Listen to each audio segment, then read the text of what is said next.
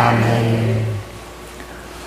가정의 달을 맞이하여 어린이 주일과 어버이 주일을 동시에 드리는 오늘 예배당으로 올라오셔서 하나님을 예배하시는 모든 성도님들과 그 가정과 일터와 자녀들에게 하나님의 은혜와 복이 항상 함께 하시기를 예수님의 이름으로 축복합니다. 네, 잘 오셨습니다. 예수님의 제자들이 많습니다. 물론 12명의 제자가 예수님과 늘 함께 했지만 그 외에도 예수님의 제자들은 많죠. 저희도 예수님의 제자들이죠. 그런데 그 유명한 예수님의 제자들, 특별히 성경에 나오는 제자들 중에서 좀 다른 제자들보다 유명한 제자들이 몇 분 계십니다.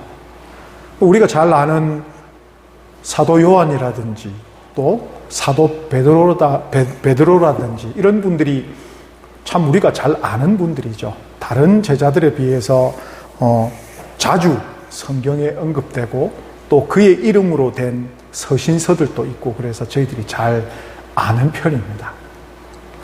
예수님의 제자들을 생각을 해보면 사실 좀 다양한 나이대였지 않나라고 생각이 됩니다. 사실은 예수님의 제자들이 몇 살이었다라는 것이 성경에 나와 있지는 않지만 대략 예수님께서 30에 사역을 시작하셨을 때, 공생애를 시작하셨을 때 그 처음으로 만난 제자들의 나이를 보면 제일 어렸던 제자가 아마 사도 요한이었지 않나. 보통 성서학자들은 예수님을 처음 만났을 때 10대 중반, 한 15세, 16세 정도 되지 않았을까라고 생각을 보통 합니다. 주장을 하고요. 그리고 베드로가 있습니다.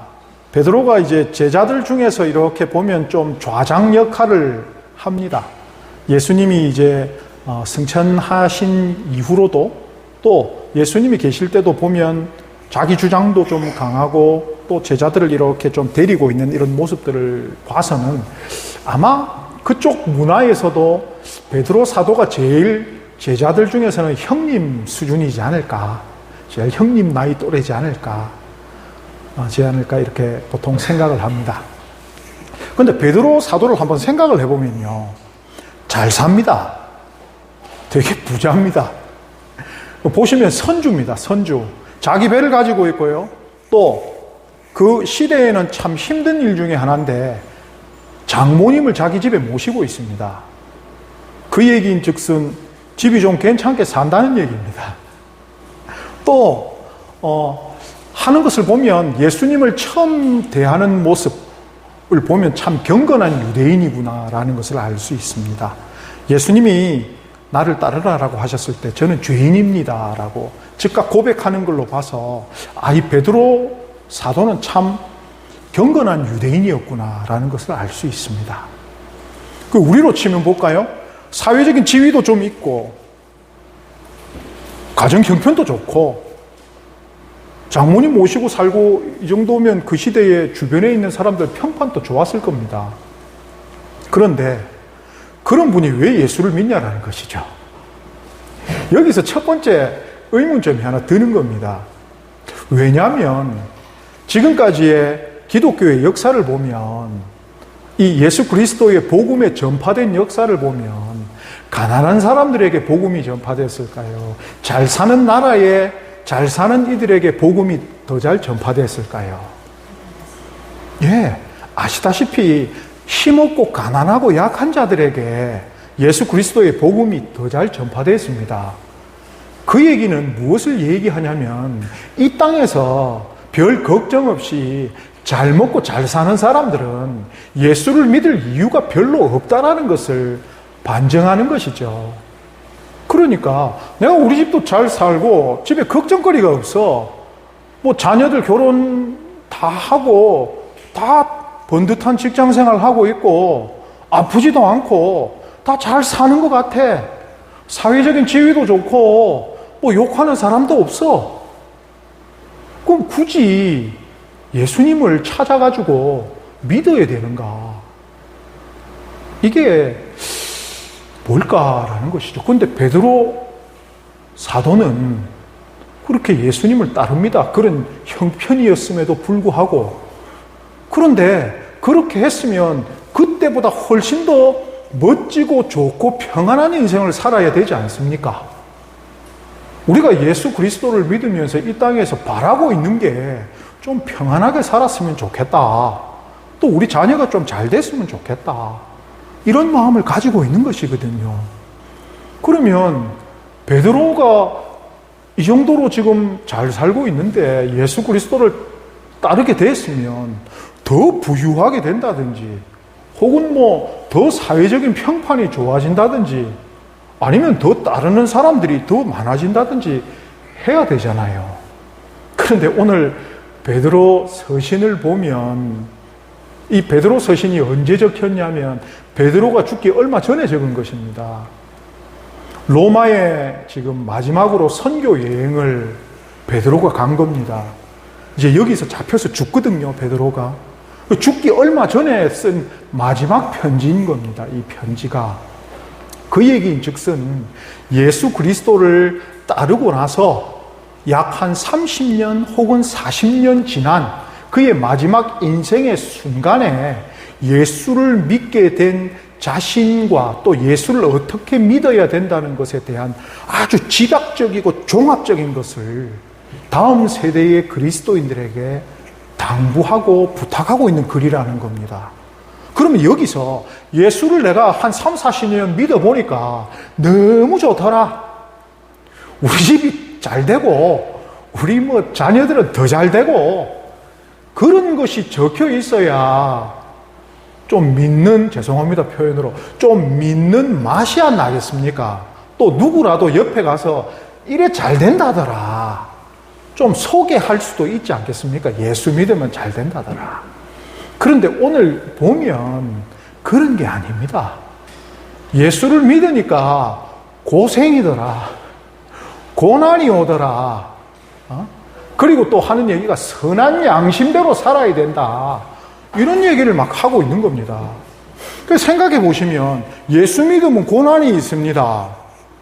자, 우리가 성도로서 예수 그리스도를 다른 이들에게 전해야 되는 그런 막중한 임무를 예수님께 받았는데 이제 그 예수 그리스도를 다른 이들에게 소개하셔야 되고 전도를 하셔야 됩니다.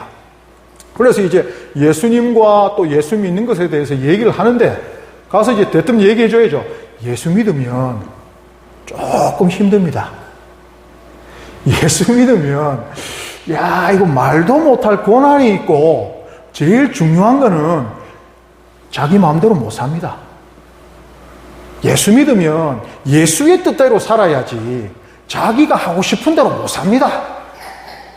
이렇게 얘기를 하면 듣는 사람이 예수 믿고 싶은 마음이 생길까요? 안 생길까요? 야, 저라도 안 생길 것 같습니다. 예수 믿어서 그럼 좋은 게 뭔데? 아니, 고난 당하고 내 마음대로도 못하고 선한 양심대로 살고, 그래, 그거는 사람이 선한 양심대로 살면 좋은 거라니까. 그래, 살면 좋겠는데 그래서 얻어지는 게 뭐야? 아니, 예수를 믿으면 좋은 게 있어야지 라고 생각할 수 있는 것이죠. 그 베드로 사도가 요한 사도처럼 이렇게 유명한 사도인데 요한 사도는 그래도 이렇게 주장하는 바가, 그가 주장하는 바가 뭐냐면 요한 서신, 요한 1서 4장에 보면 하나님은 사랑이시다라는 얘기를 하거든요. 우리가 서로 사랑하면 하나님이 우리하고 함께 하시는 거고 우리가 서로 사랑하지 않으면 하나님이 안 계신 거다. 하나님은 사랑이시다, 이렇게 얘기하거든요. 요한 사도의 강조점은 무엇이냐면 평생에 있어서 예수 그리스도 옆에서 사랑받은 요한 사도는 하나님은 사랑이십니다라는 것을 얘기합니다. 그건 참 좋잖아요. 어디 가서 얘기하기 좋잖아요. 당신은 사랑받기 위해 태어난 사람입니다.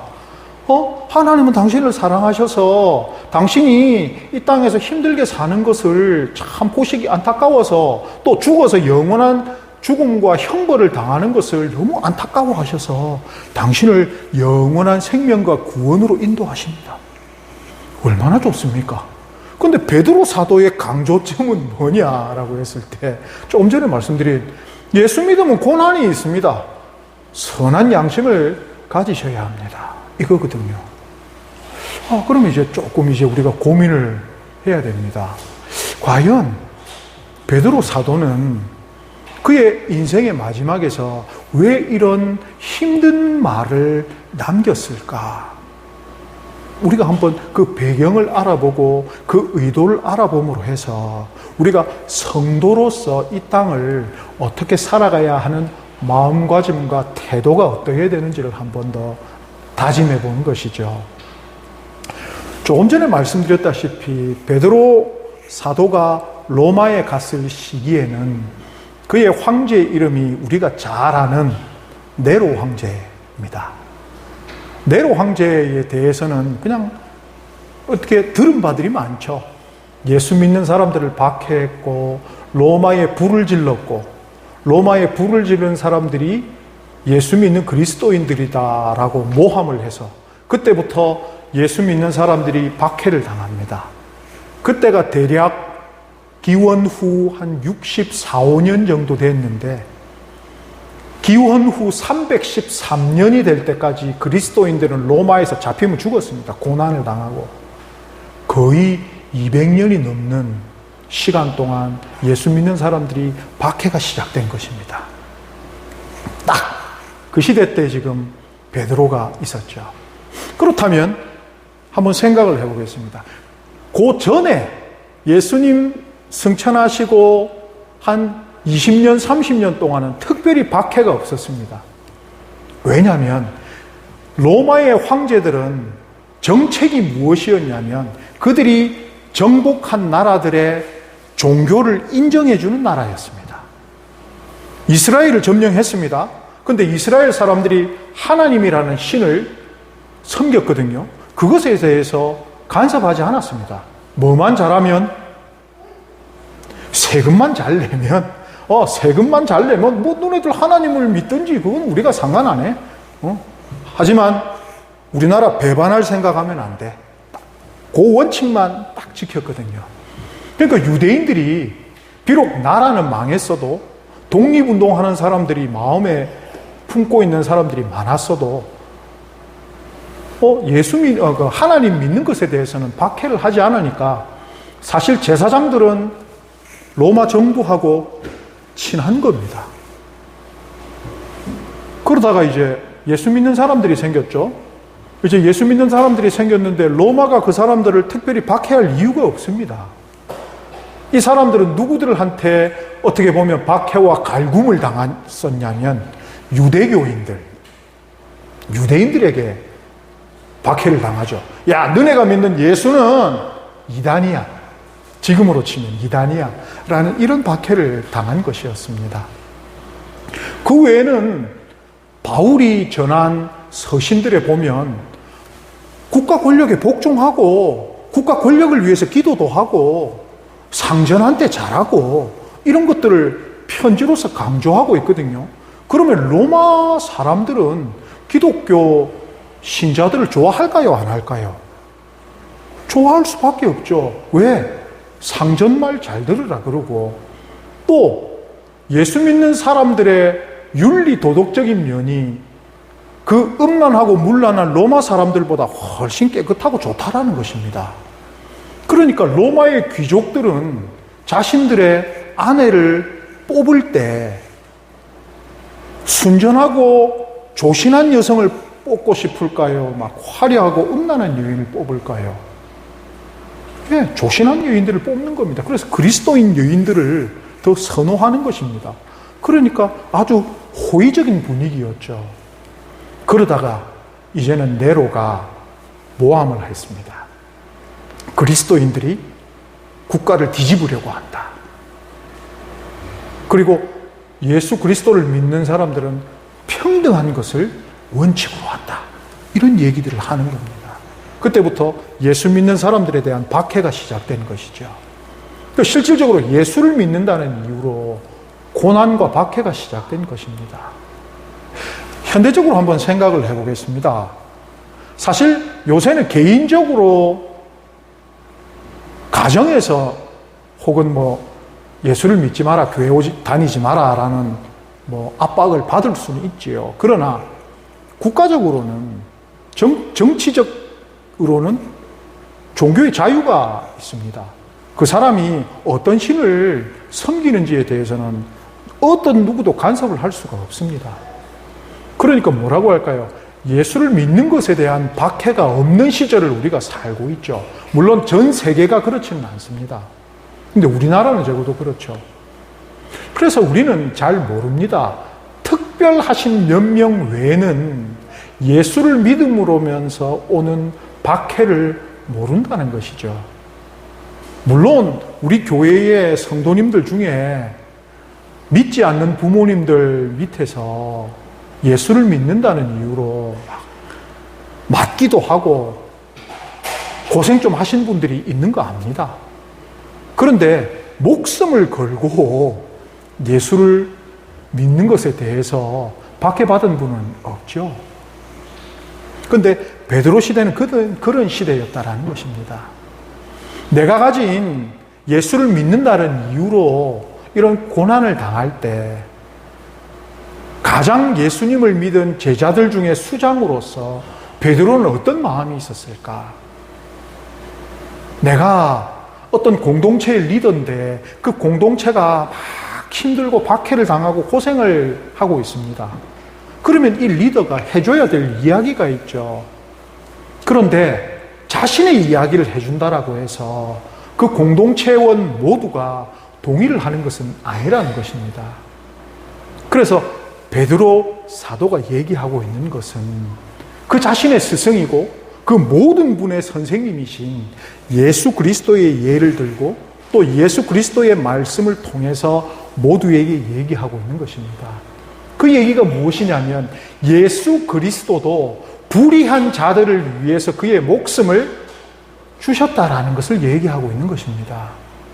불의한 사람들이, 예수를 박해하는 사람들이 있는데 예수는 단지 우리만을 위해서 그의 목숨을 주신 것은 아니다라는 것을 강조하고 있는 것이죠. 예수님은 우리를 박해한 사람들을 위해서도 그분의 목숨을 주셨고 고난을 받으셨다라는 것을 이야기하면서 우리는 예수를 믿게 된 사람으로서, 세례받은 사람으로서 우리가 어떻게 해야 되느냐를 이야기하고 있는 것입니다. 그래서 베드로 서신의 1장의 2절 말씀을 보면, 1절, 2절 말씀을 보면 베드로 사도가 누구에게 편지했느냐를 잘 적어 놓았습니다. 1절, 2절 말씀에 어떻게 되어 있냐면요. 그 1절 말씀에는 어느 지역에 사는 사람들에게 편지를 했고 또 그 어떤 사람들이냐고 얘기를 하면은 하나님 아버지의 미리 아심을 따라 성령이 거룩하게 하심으로 순종함과 예수 그리스도의 핏뿌림을 얻기 위하여 택하심을 받은 자들에게 편지하노니 라고 얘기하고 있습니다. 그럼 여기서 성도라는 말의 정의가 나오죠. 하나님 아버지의 미리 아심에 따라서 성령의 거룩하게 하심으로 순종함과 예수 그리스도의 핏뿌림을 얻기 위하여 택하심을 받은 사람들, 이 성도들이라는 말입니다. 그리고 이렇게 선택된 사람들 중에 오늘 읽으신 본문의 가장 아래쪽에 가보면 물로서 세례를 받는 것이 나옵니다. 아마 여기 계시는 분들의 99%는 세례를 받으셨을 겁니다. 그런데 세례는 강제적으로 받는 겁니까? 아니면 본인이 선택해서 받으시는 겁니까?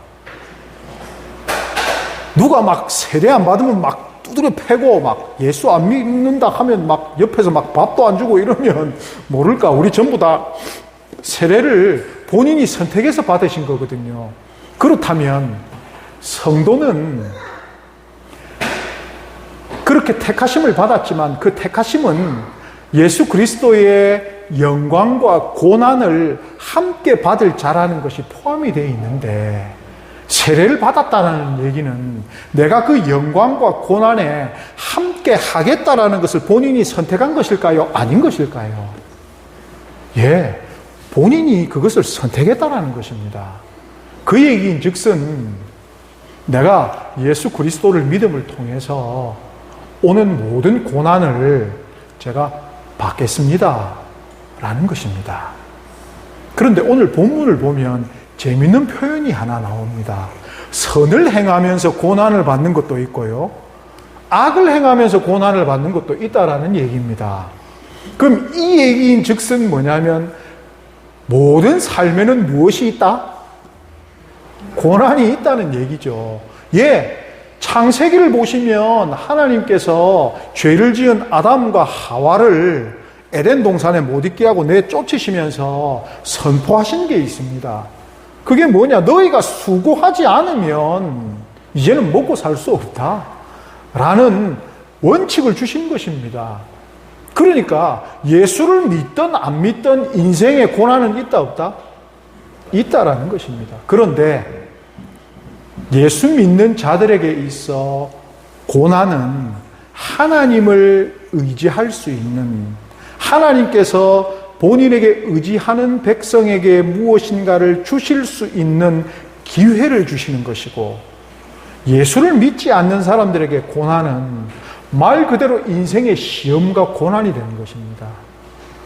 그럴 때 우리 성도들은 이 주시는 고난에 대해서 선으로 반응할 것인가 혹은 악으로 반응할 것인가입니다. 거기에 대해서 베드로 사도가 얘기하는 것이 무엇이냐면 선한 양심을 가지라 합니다. 이게 원어로 얘기를 하면 선한 양심을 유지하라입니다. 조금 전에 세례를 받았다는 말씀을 드렸는데, 우리가 세례를 받았다라고 해서 죄를 안 짓습니까? 짓습니까? 짓죠. 이 선한 양심을 유지하라는 것은 언제나 온전하고 완전한 상태로 살아라는 것이 아니라, 우리가 죄를 지을 수 있지만 예수 그리스도를 통해서 언제나 하나님께 회개하고 다시 돌아오는 그 삶을 추구하면서 살아라라는 것입니다. 그러면 우리에게 오는 고난이 있죠. 그런데 이 고난은 무엇을 얘기하냐면 예수 그리스도를 믿음을 통해서 오는 고난입니다. 생각해보면 우리의 힘듦과 고난의 대부분은 예수 그리스도를 믿는다라고 해서 오는 것은 적은 부분을 차지합니다. 훨씬 더 많은 부분을 차지하는 것은 나의 욕심이죠. 내 욕심으로 하려다가 안 돼서 고난이 오는 거죠.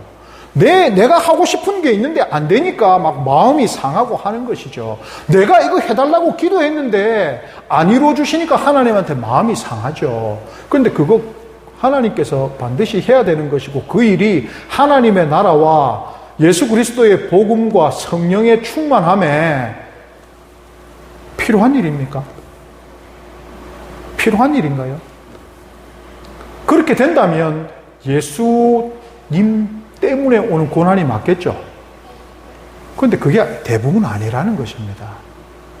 그런데 지금 사도 베드로가 얘기하고 있는 것은 예수를 믿음으로 인해서 오는 고난, 물론 우리의 마음속에 예수를 믿기 때문에 내 마음대로 하지 못한다는 것도 하나의 고난이 될 수 있지요.